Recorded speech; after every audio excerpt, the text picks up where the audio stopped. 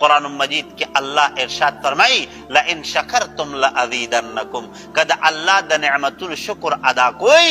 الله به درته دا نعمتونه زیات کی په دغه نعمتونو کې بدله برکت واچي او وان کفرتم ان عذابی لشدید کچرته ناشکري مو وکړه لومبۍ فی الفور سزا بدای چې الله تعالی بدنه دغه شته نعمت واخلي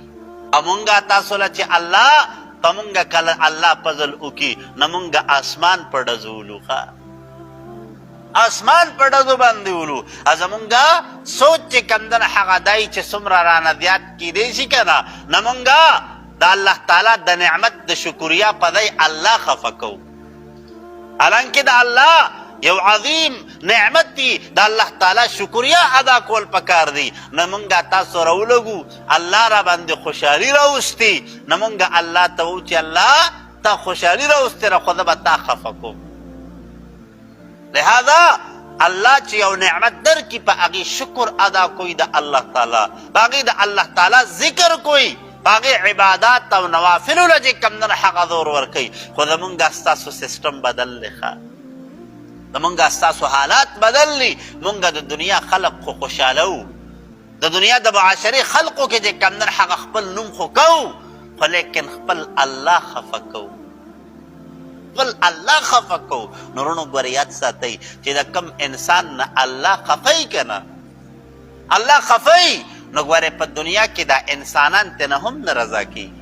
روایاتو کې راځي وایي چې کله یو انسان الله خفه کړي نو دا مخلوق هم تېنه نه رضا کېږي کله پکې څوک وایي یاره سرې سالن کې مالګه کمه وه کله وایي غوړ پکې داسې و کله وایي موږ له پکې غوښه نه واچولې کله وایي موږ له داسې کړي وو ټیک شوه او چې کله الله دې خوشحاله کو مخلوق په خود به خود د الله په حکم باندې رضایي ښه لکه د مخلوق ړونه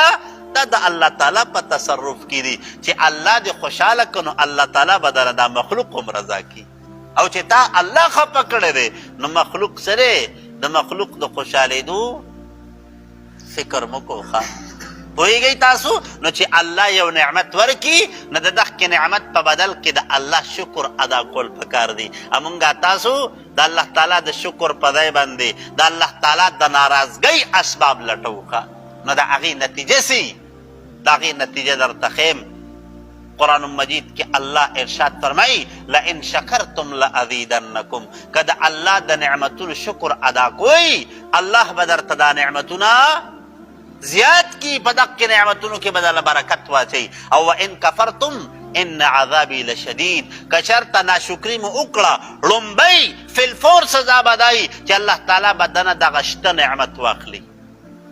او آخرت کې چې کومه سزا ده کنه کوم عذاب دی هغه بدله الله درکوي خو فی الفور سزا به دی چې په دنیا کې به دغه نعمت او که دا نعمت ویم نو د دې نعمت هغه برکت بدنه الله واخلي نن د دنیا حالاتو ته وګورئ مونږه تاسو څخه هر څه ډېري خو لیکن د هغې نه باوجود زمونږه ستاسو ژوند په سکون نه ولې وجه دا ده چې مونږه تاسو کې د نعمت د شکریا هغه کیفیت نشته